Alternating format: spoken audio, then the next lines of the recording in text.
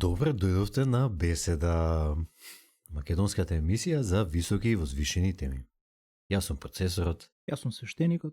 И денеска имаме повторно една спонтана епизода. Денеска разговараме на што ќе ни дојде на паметот, што ќе ни текне. Пред да ја започнеме емисијава, разговаравме со свештеникот што сакаме да збориме и нафрливме на 40 теми, така што не верувам дека сите ќе можеме да ги покриеме. Меѓутоа, ќе оставам сега свештеникот да си каже со што би сакал да почнеме, а понатаму ќе тераме. Војде свештениче? Може. Денеска ми се врте низ глава една статистика која што ми ја кажа еден пријател, а тоа е дека во Шпанија статистиката велела дека 80% од сите криминали кои што биле извршени во целата држава биле направени или од прва генерација имигранти или од втора генерација имигранти. Не знам колку оваа статистика е точна, сигурно треба да се провери, мора да се остави простор за сомнеш, поготово ако сакаме да воведеме во размислувањето и во културата оној поим и оној однесување на надконцептуалност. Секогаш мора да се размислува сомничаво на сите факти.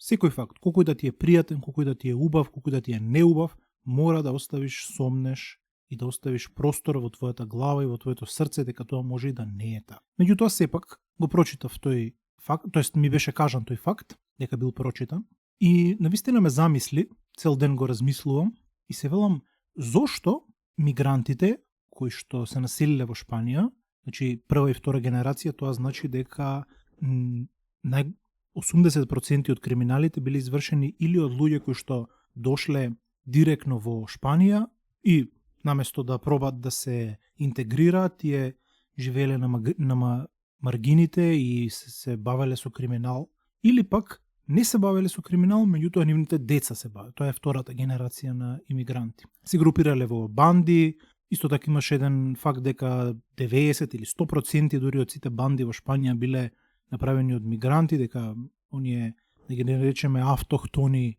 шпанци, воопшто не биле во банди или со минорно присуство биле во целата држава во банди, додека пак сите банди биле формирани од луѓе кои што биле мигранти од секакви други држави. Тоа не значи дека се само зборуваме само за црнци или само за муслимани, туку има банди кои што се од балканци, да речеме, има може балканци, овие банди кои што се латино, кои што се руси можеби и така натака. Значи, меѓутоа зборуваме за мигранти, зборуваме за алохтони луѓе. И тоа сакав да го разговараме, бидејќи тоа денеска многу ме замисли, се запрашав себе си, која е таа потреба на луѓето толку да го гледаат системот во кој што тие дошле за да се спасат себе си, навидум да се спасат, го гледаат како непријател, го гледаат како нешто кое што не е тука за нив и не е дел од нив, туку е нешто кое што треба да се уништи, нешто кое што треба да се грабне од него и така натака. И јас сум таков човек кој што веднаш сакам да си ги одговорам тие прашања и милион теории ми дојдоа во главата, од кои некои доста вода држат, заосновани на претходните знаења кои што ги имам за психологијата и социологијата на луѓето. Мојот заклучок е дека тука во игра се две, да речам, психолошки струи. Првата психолошка струја за која што сум силно убеден е недоволната љубов или она постепено откажување на љубовта кон својата татковина кај автохтоните луѓе од првиот свет. Значи тука зборуваме за Западна Европа, за Америка и исто така веќе почнува да навлегува и во Источна Европа. Значи како што се модернизираме, да речеме, така и нашиот светоглед се модернизира и навлегува на идеја за преголем индивидуализам и за срам дека си дел од богатите, дел од успешните народи, дел од народите каде што има мир релативно и така натака. На некој начин осеќаш товар, осеќаш вина дека си таму, а другите не се и сакаш или да се откажеш од тоа, или да го споделиш тој мир и со другите луѓе.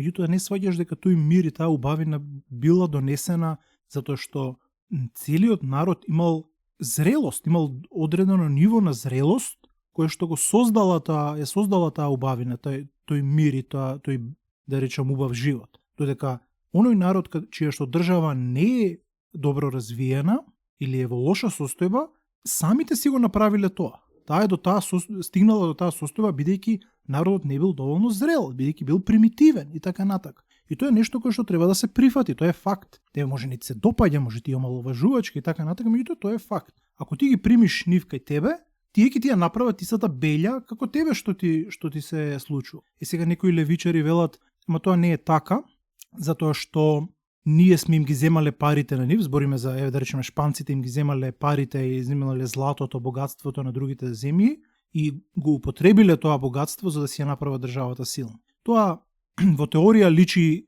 точно, може има некоја мала вистина, меѓутоа не може тоа да држи вода во однос на целата култура на однесување. Бидејќи во свет кој што е интерконектиран, во кој што ресурсите се менуваат од година во година, значи до пред 10, 15, 20 години литиумот немаше никаква вредност. Тоа беше минерал кој никој не го користи. Сега литиумот е повреден од нафтата, повреден од златото што се вика. Порано зачинот бил повреден од златото и така натака. Значи се менува вредност.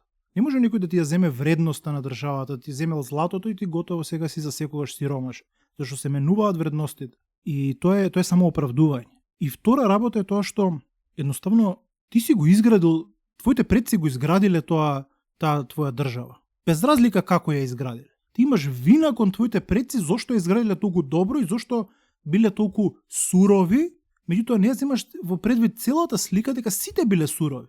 Да можеле да го направат тоа држави како Афганистан, држави како Судан и така натака, и тие ќе го направеле истото. Меѓутоа си имал среќа да твојата држава била таа победник и сега ти осеќаш вина зошто си бил победник. И тоа не е во ред. Твојот народ бил победник или твоите предци биле победници затоа што едноставно биле подобри, а не дека другите биле чесни и добри, па изгубиле затоа што биле чесни, сега ти имаш вина на совест. Не, таа твоја вина на совест доаѓа од тоа што твојот живот е полесен него што биолошки е предвидено за човек да има лесен живот. Тоа е моето мислење. Има и уште еден фактор за овие другиве, за мигрантите, зошто се, како да кажам, по непријателски настроени, тотално непријателски настроени, меѓутоа првен сакам да слушнам ти што ќе кажеш за ова, па може да продолжам да не биде монолог ова. Те слушав внимателно, свештениче, и со ништо не се согласувам. Не, се фекал. Знаеш што? Тоа што ти го кажеш држи многу вода, значи крајната одговорност е кај нас самите. И во нашиот личен живот, и во нашиот семен живот, и во нашиот заеднички живот. Како нација, како народ, како заедница, како општество. Значи, крајната одговорност е наша. Основната, да речеме, состојба во природата е состојба на конкуренција. Зошто? Заради тоа што има ограничување на ресурси. Кога има ограничување на ресурси, секој еден вид, секој една група, секој едно племе, секој една заедница, секој еден поединец влегува во конкуренција со другите кои што се на неговото ниво. И токму така како што рече, едноставно на некој од нас предците биле поуспешни од други. Мислам, класичен пример е како Homo sapiens успеал неандерталецот да го истурка, например, да го поништи. Значи, Homo sapiens бил физички послаб од неандерталец. Дори мислам дека бил и помалку интелигентен, како поединец интелигенција. Меѓутоа, имал многу посилна социјална интелигенција. Знаел да се собера во многу поголеми групи, илјадници луѓе, да прави села цели, за разлика од неандерталецот кој што бил по 300-400 луѓе, значи толку имал капацитет и сега во конкуренцијата ти не морале да да и војувале некогаш, меѓутоа не морале да војуваат, едноставно едно село од 2000 луѓе и да се послаби, се посилни од 300-400 луѓе. Значи, главната вештина или главната одлика која што Сапиенс го направил најуспешен вид е тоа што бил најуспешен во социјалните активности, во поврзувањето, во соработката и така натаму. И тоа можеме да го видиме и денеска, например, колку по-северно одиме во земјата и колку било по-ладно порано, особено кога било замрзнато доба, зимно доба и така натаму, ладно доба, толку некои што живееле по-ладно и по-северно, толку морале да развијат посилна вештина за соработка, затоа што било многу тешко да се преживее. За разлика од Медитеранот, кај што копни ќе израсне нешто, или да не зборам за Африка, каде што расте се онака и не треба за ништо да се трудиш, може да јадеш по цел ден, банани на сите страни има или што и да е, шекерни репки и што и да е. На Балканот е малку потешко да се обезбеди храна, меѓутоа и тука е многу лесно. Јаболки има низ целата сезон, низ целата година има сезони на различни овошја, животни овона. Колку одиме по северно, се потешко и потешко се наоѓа храна. Тоа значи дека луѓето кои што живееле таму морале да се научат да соработуваат меѓу себе за да се обезбедат храна. Што значи дека го развиле тој инстинкт, дали генетски им се развил, веројатно и генетски, затоа што тие што не соработувале изумреле, а други што соработувале успеале, станале успешни. И сега гледаме дека сите што се на северот, како германи, како руси, како швеѓани, англичани, саксонци и така натаму, се поуспешни од тие што се на Медитеранот. А тие што се на Медитеранот се па поуспешни од тие што се во Африка, на пример. Значи климат има многу голем ефект. Што сакам да кажам? Сакам да кажам дека може ли тие на Медитеранот да развијат таква соработка, меѓутоа не развиле.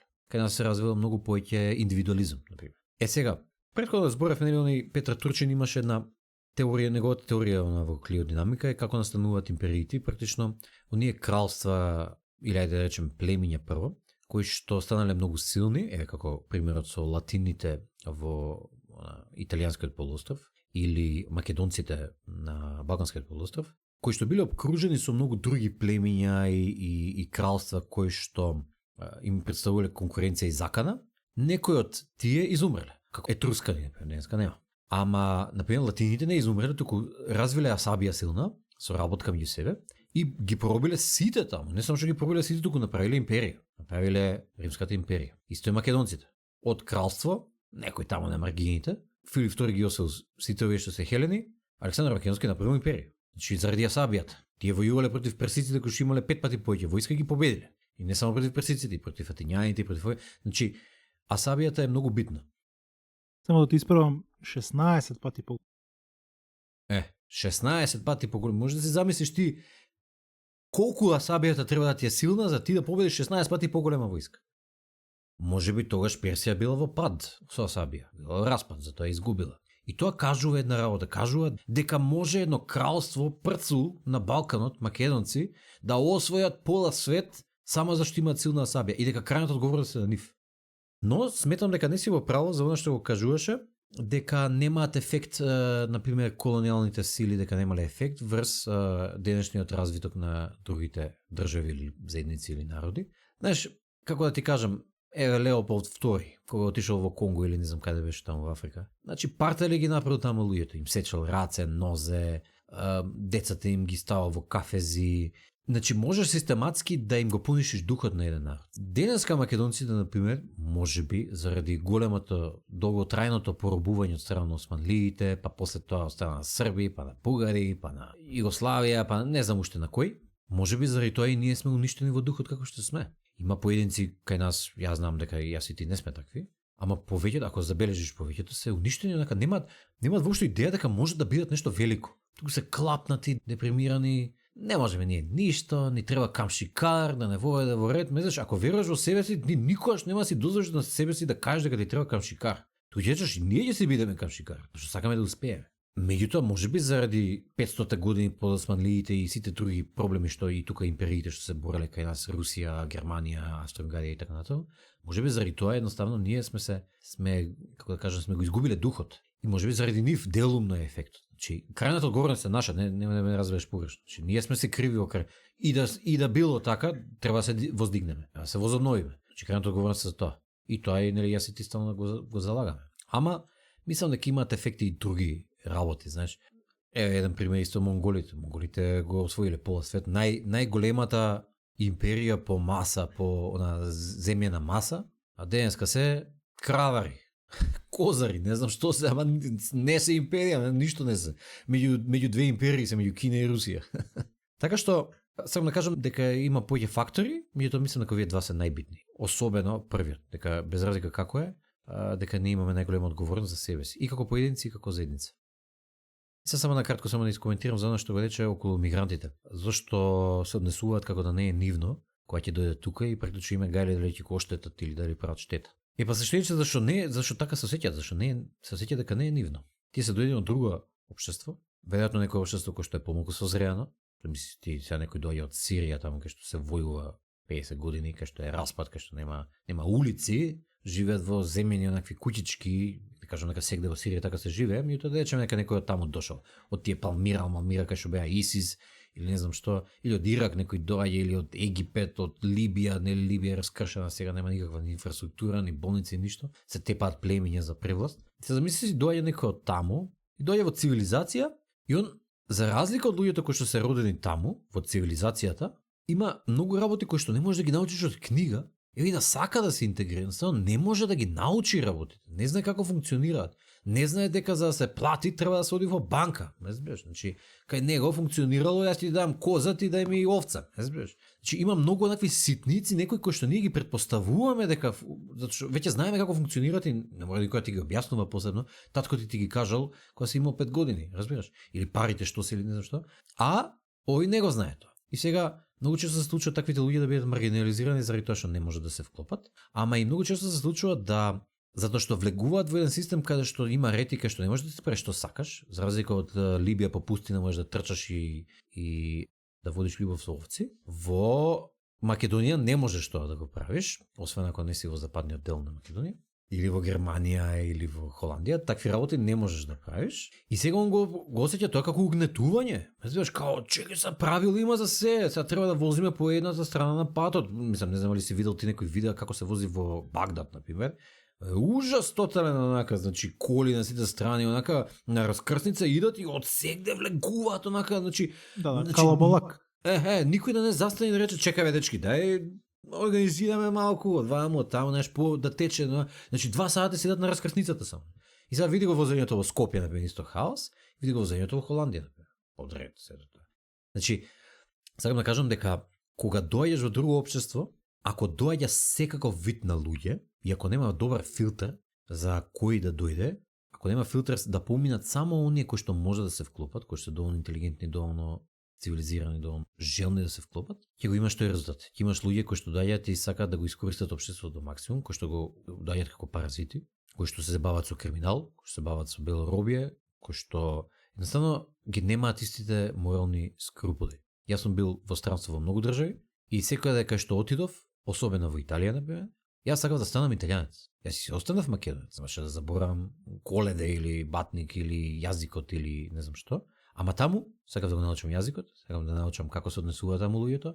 Едноставно, ако си дошол ти во друга држава, ти имаш одговорност да се не само да се интегрираш и да се асимилираш. Некои се бунат, особено левичари, не треба само интеграцијата. Не е точно, треба да се асимилираш, да сакаш да се асимилираш, дали ќе успееш е прашање. Ама да сакаш затоа што зашто си дошол бе ти таму?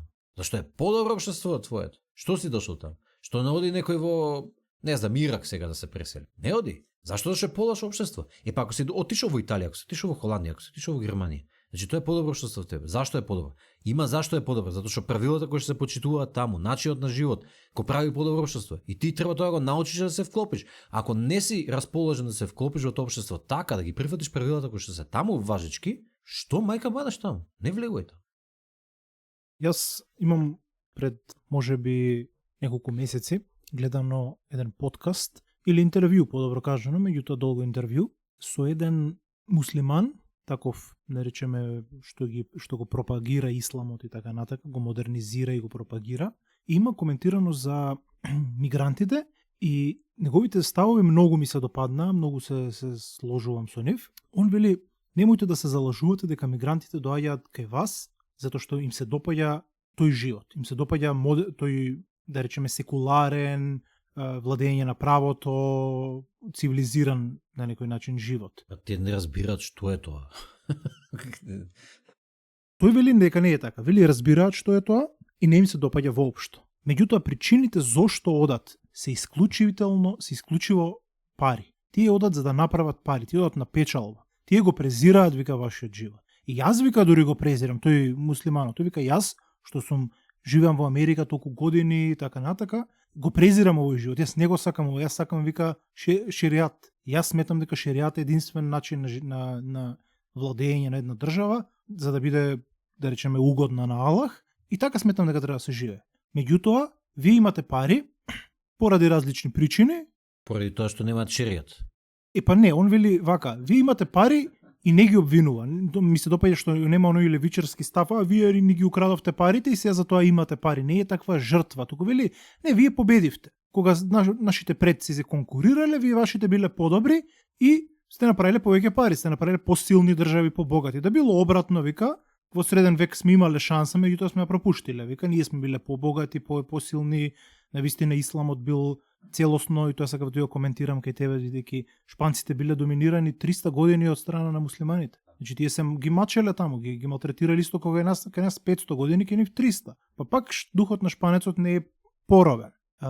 Меѓутоа имале златно доба муслиманите, имале големи империи и така натака и ги прокоцкале. И овој вели ги прокоцкавме, фер, вие сега имате пари. Ние доаѓаме кај вас за да направиме пари, не затоа што нас ни се допаѓа вашиот живот. Да може да направиме шеријат кај вас ќе направиме и се обидуваме да направиме.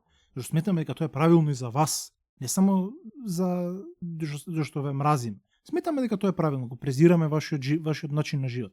Меѓутоа, и покрај тоа што тој тоа го кажува, има левичари, има и десничари, значи има буквално огромен број на аналитичари низ западот и кај нас, кои што го негираат тоа што он го има кажано и си го тераат пат својот светоглед кој што е недоветен, бидејќи доаѓа од нивната перспектива. Они велат, не, луѓето одат таму затоа што таму им е лошо, кај што доаѓаат и они сакаат подобар живот, сакаат цивилизација, доаѓаат затоа што здравството им е толку добро и така натак.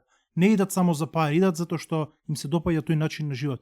И тој еден светоглед кај што ти не ја согледуваш реалноста. Не одат заради тоа, ти одат за да направат пари. И после тоа не можат да се вратат затоа што државата им е у хаос, меѓутоа да не е во хаос, можеби би се вратиле, ако можат да се вратат. И тоа државата е реално во хаос, не би можеле да се вратат таму. Ретко кој би можел да се врати и би се вратил. И затоа одат само мажи најчесто. Они велат, одат само мажи затоа што се терористи. Не е точно тоа, значи можеби има ИСИС терористи кои што се инфилтрираат, меѓутоа тие се исклучоци, поголемиот број мажи одат за да направат пари, идат на печалба. И тие на нив не им се допаѓа начинот на живот таму, не им се допаѓа друго, им се допаѓаат парите само. И тоа е реалност која што треба да се прифати. Таа реалност ја кажуваат самите муслимани, самите мигранти, бидејќи тој е мигрант исто така палестинец. И ние не сакаме, упорно си тераме некоја, ние да речеме ако се ставиме себе си во првиот свет, меѓутоа оние кои што се во првиот свет, западната империја или народот од западната империја, упорно си ја тера таа илузија и фантазија дека на нив им се дека ова е совршениот начин на живење, нивниот, и дека сите го сакаат тој, и дека ние мораме да ги примиме сите, кај нас имаме одговорност, ако на нас не е убаво, сите да ги примиме кај нас, за сите да им биде убаво. И тоа произлегува од една ароганција, нарцисоидна ароганција во која што мислиш дека не само што мислиш дека ти треба да го спасиш светот, дека ти си некој имаат комплекс на Бог кој што мисли дека треба сите да ги спаси, да се грижи за сите и така натака, туку во исто време имаат и една, можам да кажам, илузија дека тие се светот. Тоа е таа нарцисоидност. Америка, Англија, Германија, тоа е само една држава. Тие не се светот. Тие не се центарот на универзумот. Тие се држава која што како така фрагилно успеале, тешко, едва и на конец успеале да направат држава.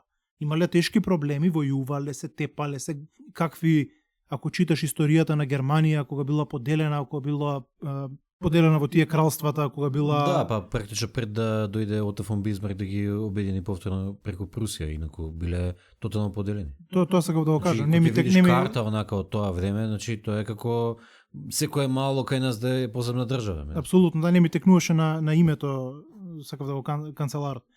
Меѓутоа, ако видиш каква била Германија, каква опресија имало во Германија, поготово религиозна опресија од страна на католиците, и потоа каква опресија имало кога почнале да војуваат католици против протестанти. Ако видиш во Англија каква опресија имало од викингзите во 1200-тите години и така натака. Исто така имало опресија и во Франција, поготово врз оние селаните. Таму е легендарната опресија од кралевите врз селаните, кој што на крај резултирало после многу години во револуција. Имале опресија шпанците од муслиманите. Имале опресија русите од монголите. Сите имале опресија. Меѓутоа, сепак не се развиле во народ кој што има таков менталитет на роб, на тешко ми е, леле, животот колку е тежок. Не. Војувале, страдале и сега, кога ги слушаш песните во Германија, или во Шпанија, или во Русија, или во Англија, ти не слушаш некои жалопојки цело време за леле, викингзите, тешко е, или леле, монголите. Туку го надминале тоа. Да, така беше, тешко ни беа, монголите кои ги нападнале русите, пепел ги правеле, на секоја битка ги правеле пепел, овие дури оделе во битка знаејќи дека ќе изгубат, затоа што толку биле јаки монголите. И нивната стратегија на војување била непобедлива. Меѓутоа, си го прифатиле тој дел. Послаби бевме, изгубивме, фер, тоа е тоа. И тоа си го запамтиле дека може и пак да се случи. Меѓутоа, оној менталитет кој што ги научил да си ја прифатат својата собствена историја и неуспесите и фрагилноста на животот, ги направило толку јаки, ги направило империи. Да сме имале ние таков мајндсет, таков начин на размислување, и ние сега тука на Балканот ќе сме направиле некое силно кралство, да речеме, или силна држава, модерно. Меѓутоа, немаме таков мајндсет. Нашиот мајндсет е доста по-незрел во однос на тие народи.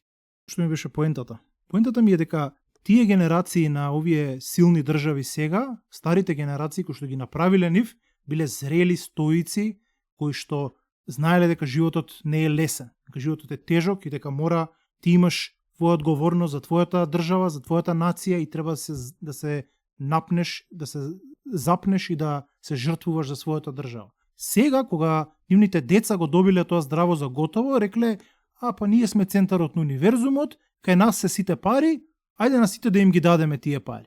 Не вреднувајќи жртвата на нивните предци, кои што се измачиле со надчовечки напори да создадат секакви мокни држави.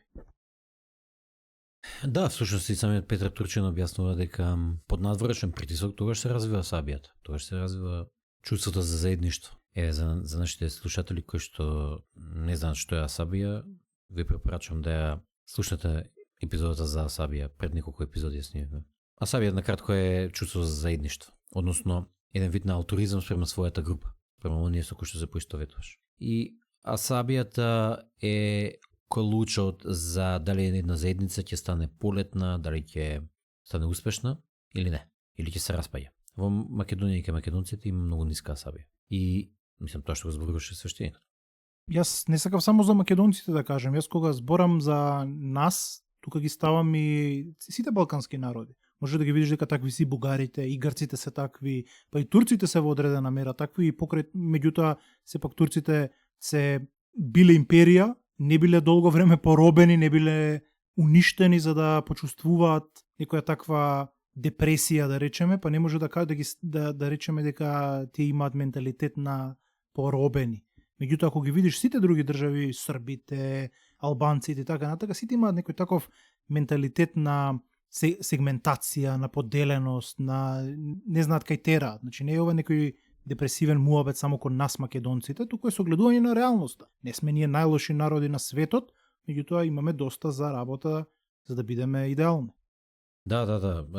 Секако, можеби ние сме од околниве највеќе го имаме тоа како речеме, или најслаба асабија имаме, меѓутоа не дека другите имаат пак кузна колку посилно од нас. Турците што ги спомна, турците биле империја, нормално тие биле под притисок, зборам, кога доаѓаат селџуците тука и кога освојуваат и Цариград и тие делови, тие биле тогаш племиња како монголите што биле претходно, значи турски племиња.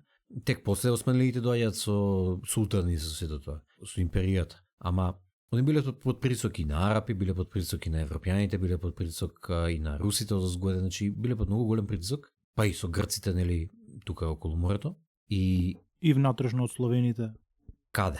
Кога? Па со појавата на, да речеме, револуционери, како што се некои не револуционери, може и предреволуционери, оние ајдуци што ги нарекуваат. Ама ти веќе збориш кога биле османлиите тука како империја, кога го освоиле Балкан. Па добро, тогаш можеме да ги спомнеме крале Марко, Волкашин и така натака словенски кралства кои што се противеле, прекоселе на Да. Точно. Прототурската и оној Стеван Синџелич, например, се бореле нели на Косово и така натаму. Затоа доека освојувале турците. Ама ја зборам и малку и претходно, значи кој ќе пред да почнат самата империја. Значи биле под притисок, меѓутоа после тоа ја направиле империјата и сега кога им паѓа империјата, пази интересно. Нели на почетокот на 20 век 1915 или така нешто беше, кога турскава османлиска империја се распаѓа, султанот нели го снемува и доаѓаат младотурците, младотурската револуција кај нив. И интересно е дека и покрај тоа што Турција била толку значи во хаос тотален и така натаму. И сега западњаците сакале да го искористат тој момент за да нели заграбат онези да ја покорат, ама турците се бореле против нив и успеале да ги победат западњаците. Не само западњаците, и русите учествувале тој така натаму.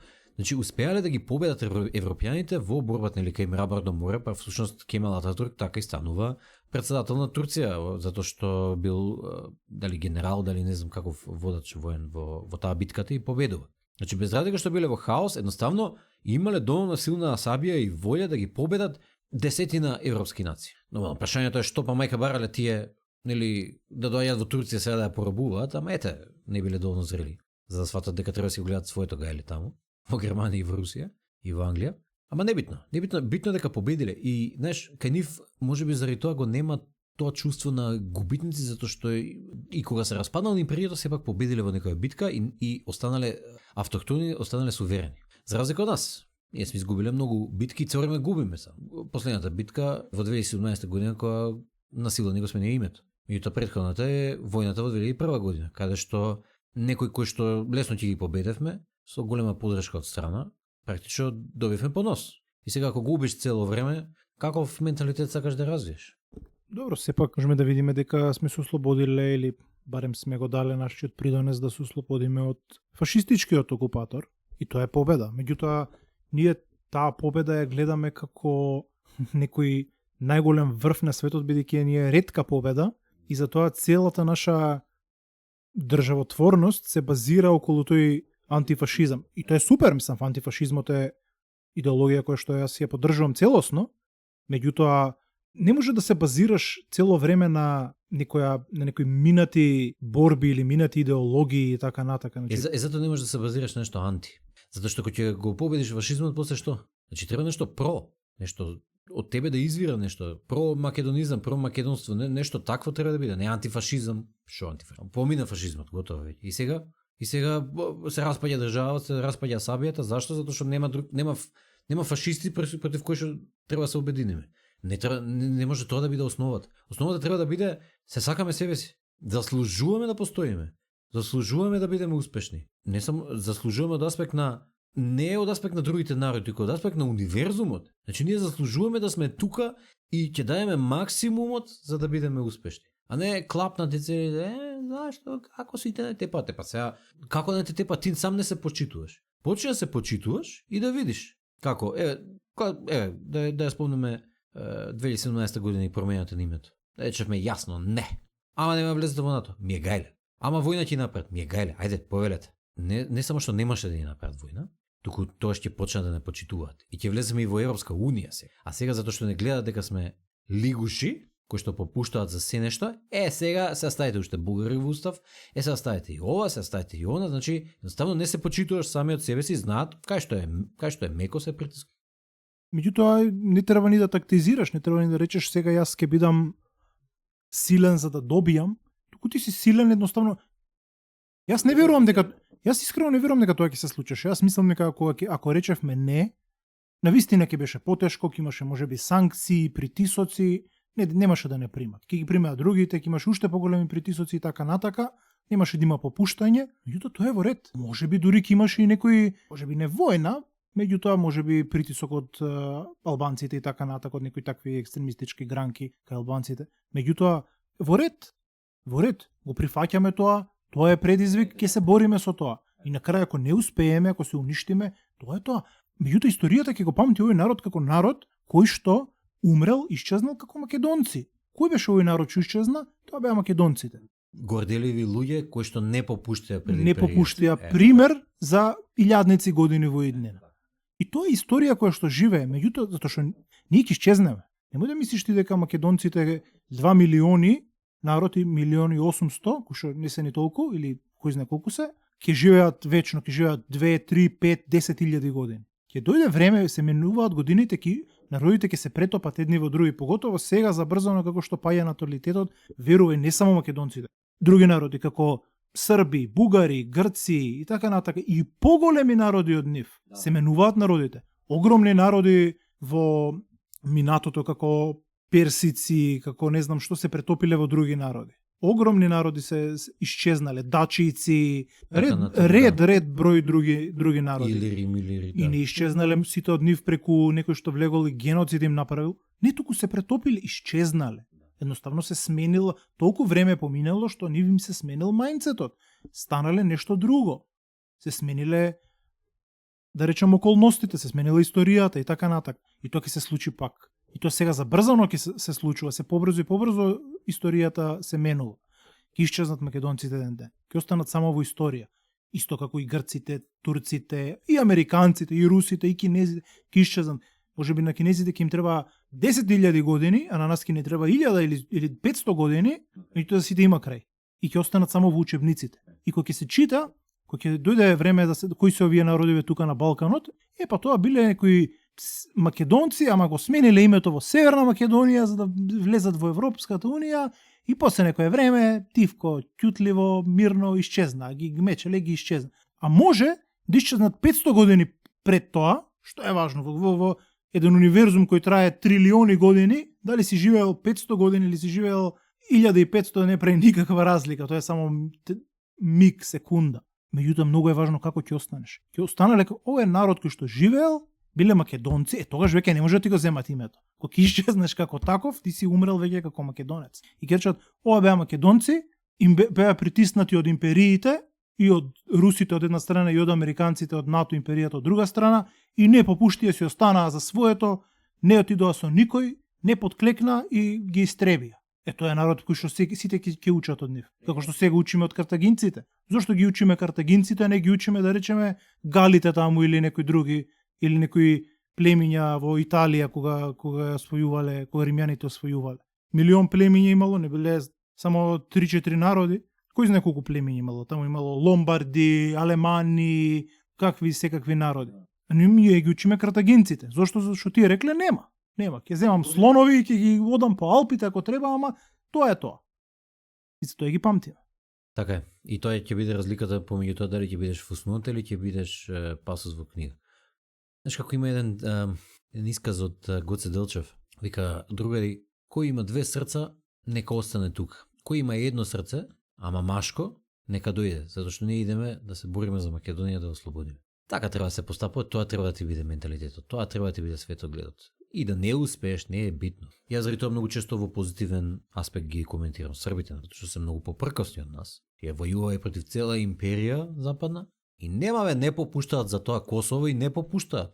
Не попуштаат, меѓутоа ако ја погледнеш сегашната политика кај нив како се одвива, можеш да видиш дека има многу голем број на млади поготово кои што си ги менуваат своите ставови, кои што се многу прозападни и ги интересира само парата и забавата, а не и некоја идеологија, туку некоја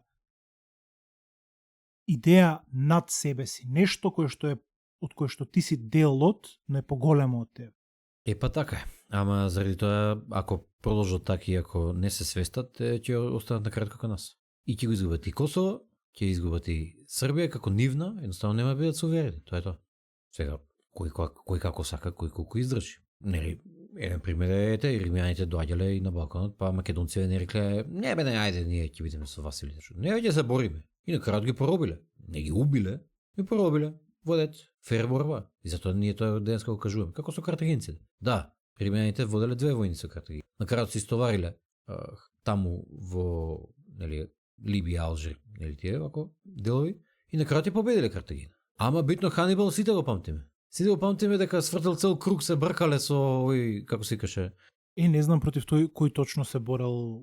Исто по некој од познативе беше. Да. Не можам да се сетам против кој. Ама битно се, значи сите го памтиме дека се бореле, овој се истоварил Римјаниот се истоварил во Африка, овој отишол преку Шпанија, па нели преку Алпите, па се симнал доле, па речем го направил Рим, па после отишол, па овој се вратил со врдовите, значи која била таа снага да отидеш ти во друг континент, да отидеш, друга држава, да отидеш да се бориш, затоа што едноставно не се предавале, бе, едноставно Картагина сакала да остане и да биде Картагина. И на крајот изгубила, речем ги направиле, ги утепале, поколим направиле, геноцид, се до тоа во ред, ама ги памтиме.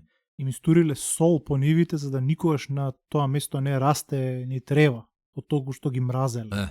Еве друг пример. кога Русија биле под притисок на монголите, го викнале на тој Рудик. Тој бил нордиец, дали од Шведска или мислам сега точно не биле Шведска, туку биле нордици само.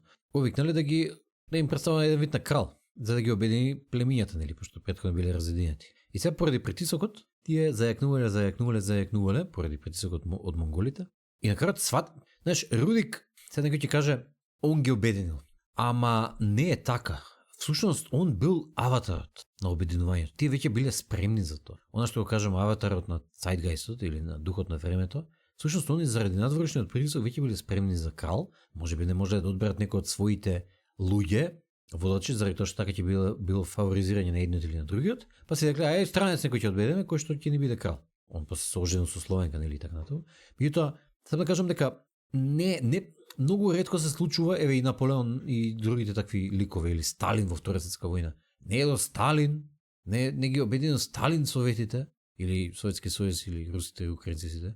Тоа едноставно притисокот од нацистичка Германија ги обединил. А Сталин бил фигурата само. Исто и Хитлер кај германците и така. Исто и Тито во Југославија. Значи тие се фигури кои што го играат, како да кажам, ја играат таа фигура на шаховската табла. Тие се како символ само, тие луѓе. И дали бил Хитлер или бил Митлер или бил не знам кој, не е битно, значи кој да се погодил во таа ситуација кој што одговарал на таа улога, ќе израснел во таа улога. Апсолутно, мислам да се родил Хитлер сега или да се родил 300, 200, 100 години пред да биле подготвени германците за нивниот национал социјализам, ќе останал сликар. Ќе останал сликар или ништо. Исто и со Сталин, исто и со Тито, ќе си останал бравар да луѓето не биле спремни за комунизам и за некој братство и единство, будење и така натака. Да, еве и например со Унгарија што се случило.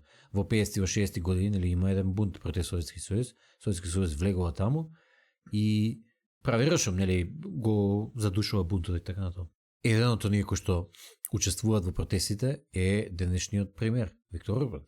Тој заради тоа денеска е на таа позиција. Меѓутоа притисокот од Советски сојуз ја направи Унгарија да е толку суверена. И гледа се како, значи тие се опираат на Брисел, на Америка, на Русија, на Украина, значи на сите се опираат и викаат, не е интересира, значи ние ќе си ги тераме интересите на Унгарија. И готово, крај. Не е интересира вие што сакате од Брисел или од ово или од оној. И нормално, они ќе се обидуваат да му го извалкаат угледот, нели, на Орбан, он бил фашист, десничар, не знам ти што вона. Битно е дека он е суверен. Орбан ќе остане во историјата на Унгарија, а не тој што ќе попушти на Брисел. Например, како оние други држави во Европска унија. Не знам, Калас од Естонија или не знам што, значи тие ќе бидат заборавени. Или овие во Германија сега канцелари што се. Тие луѓе ќе бидат заборавени, зашто тие луѓе, ајде не кажам народски како се кажува тоа дека немаат што, значи немаат сувереност, не осеќаат. Тие се елити кои се одродени од својот народ. За разлика од Орбан кој што не, и за разлика од Путин. Едноставно, да, Русија е империја, да, нема добри империи. Тие се си ги терат своите интереси. Ама под надворешниот притисок на НАТО, на пола свет и така натаму, едноставно Русија преку Путин како фигура, значи Путин сам не може да направи, не иде сам да војува во Украина или не знам што. Ако му се соберат таму милион луѓе на црвениот площад, ќе го утепа така како сакаат. Меѓутоа, не го прават тоа. Има поддршка од 80%. Зашто? Зашто тој е фигурата на Русија. Во него се огледуваат сите руси и викаат ова е Русија. И ние треба го штитиме, го поддржуваме затоа што он се бори, преку него Русија се грижи самата за себе си и е суверена. Тешко ќе биде, ќе има санкции, ќе има ама битно на крајот ќе истераме работата. За разлика од елитиве во западниот свет, многу од нив кои што едноставно не се грижат за своите народи. Се одродени елити и се грижат само за парите. Она што го спомнавме претходно. Во право си апсолутно. Јас не сум фан на култ на личноста. Не ги сакам оние политичари и властодржци кои што одгледуваат, гаат култ на личноста. Јас мислам дека поготово во демократија, ако се лажеш себе си, народот и цел свет дека си демократија, тогаш треба и да се однесуваш демократски. Тоа значи дека лидерите не се твои господари, туку лидерите се твои работници. Да не речеме слуги, слуга на народот, да не речеме слуги, туку да речеме работници. Значи тие се вработени од тебе, ти им плаќаш плата и така натака, ти им даваш секакви бенефити, појадоци, ручеци, возење во лимузини, во авиони, во хеликоптери, пиење шампањи и така натака, дружење со најврвни богаташи и така натака.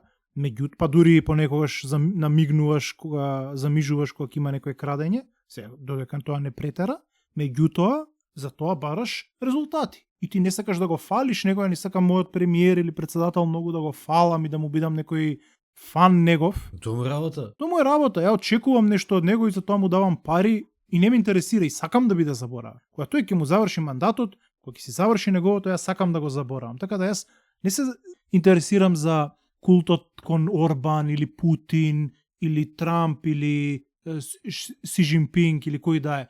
Едноставно, она што мислам дека ти за кој што зборуваш ти, не збориш за самиот човек, не збориш за некој негова величина на самиот човек да го воспеваме. Туку ти, или барем еве јас зборам за мене, збориме за начинот на кој што се движи таа држава. И кој ќе кажем јас Орбан, јас не мислам на човекот, тој може би е дома многу лош човек, може да тепа жена му, може би е педофил, не знаеме може што е. Може сам се тепа. Може сам се тепа. Значи не е важно што е, може потреба кашика. Значи не ме интересира. Она што ме интересира е како секако нормално ако прави така тепа жена или ако прави криминали, треба да биде казнат за тоа нормално, не дека не ме интересира во однос на ворете тоа, туку сакам да кажам дека не ме интересира култот на личност, не ме интересира политичарот, туку ме интересира во која насока ја носи својата држава. Тоа е тоа кое што мене ми значи. Да, апсолутно. Значи, јас не се возбудувам од Путин или од Орбан или од Трамп или од било кој, мислам, ми е гајле искрено кој е. Мене тие ми се само символ за нивниот народ и држава. Значи, тие се символ, дали бил Путин или бил Ходорковски или не знам кој, не е битно едноставно. И па тоа беше она што ти го кажа со цајтгајстот, значи да. Тие биле се погодиле да на време го пројаваат оној бран за кој што самиот народ е спремен да го манифестира. Точно. Како Хитлер. Јас не ни е гајле за Хитлер, меѓутоа факт е дека Хитлер се бил правиот човек на правилно време за во тој момент да ја воздигне Германија.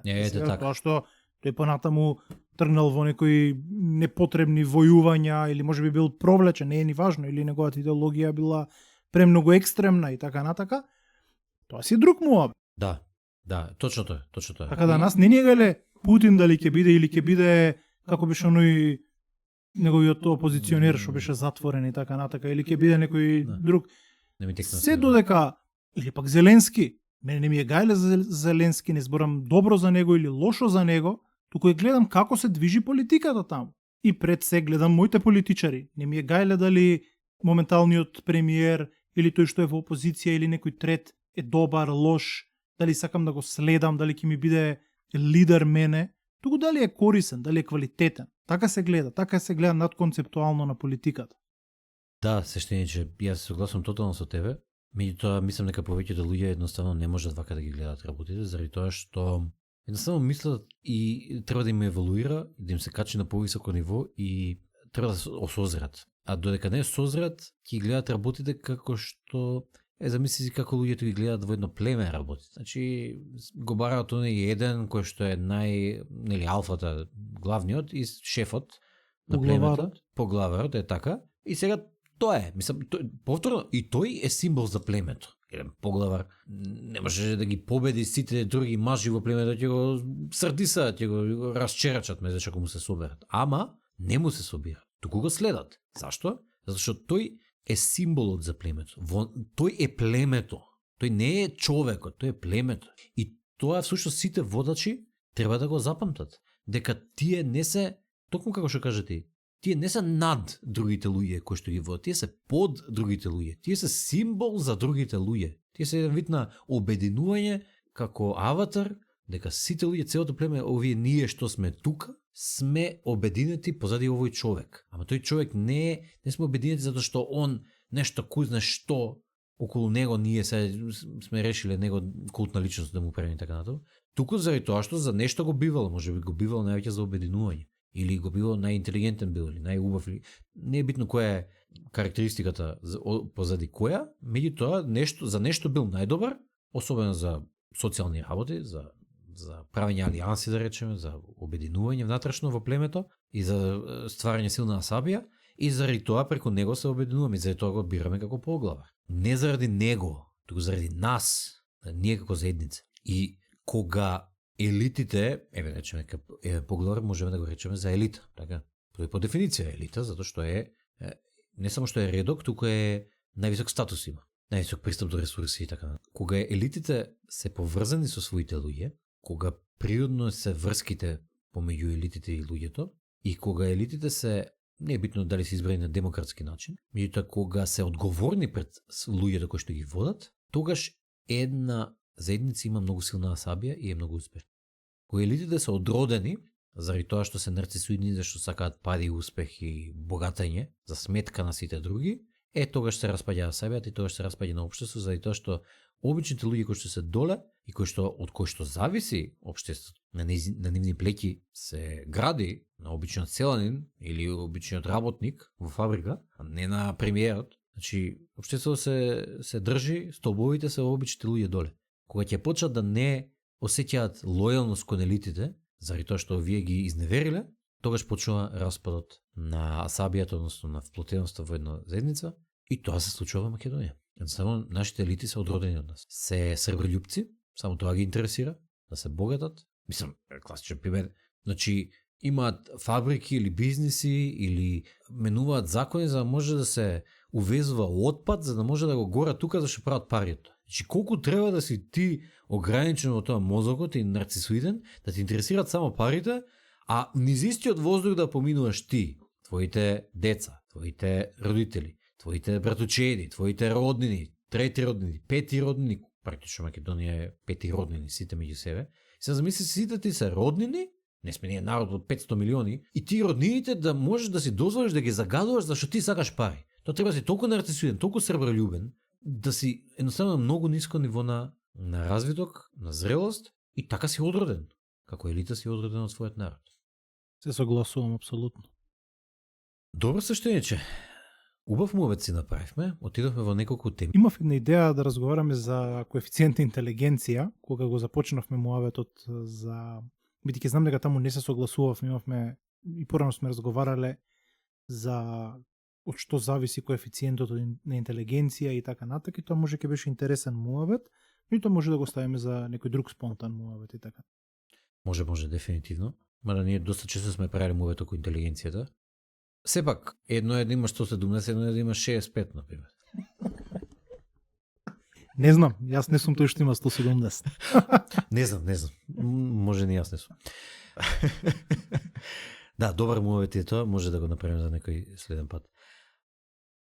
Добар муавет се направивме денеска, се вртеше околу поврзани теми, почнавме со автохтонност, зашто оние мигранти кои што доаѓаат не ги осеќаат општества за кај што доаѓаат како своји. После тоа почнавме да беседиме околу асабијата, околу обединувањето, ги спомнавме неколку примери историски, ги спомнавме македонците, какви општества сакаме да имаме и дека крајната одговорност е во нас. Без разлика што јас не согласувам целосно со свештеникот дека е само наша одговорноста, меѓутоа се согласувам дека претежно е наша одговорност и дека ако сакаме да бидеме успешни ние како македонци и Македонија, дека треба престанеме да цмизриме, да плачеме, да се жалиме, туку да стегнеме заби и да работиме и да развиеме чувство на заедништво едни со други, како македонци, едни со други меѓу себе. Кога тоа ќе го постигнеме, ако го постигнеме, ќе испаднеме во пасос. А ако не го постигнеме, ќе бидеме фуснота. Добро кажано. Ви благодариме што не слушавте. Поздрав. Поздрав.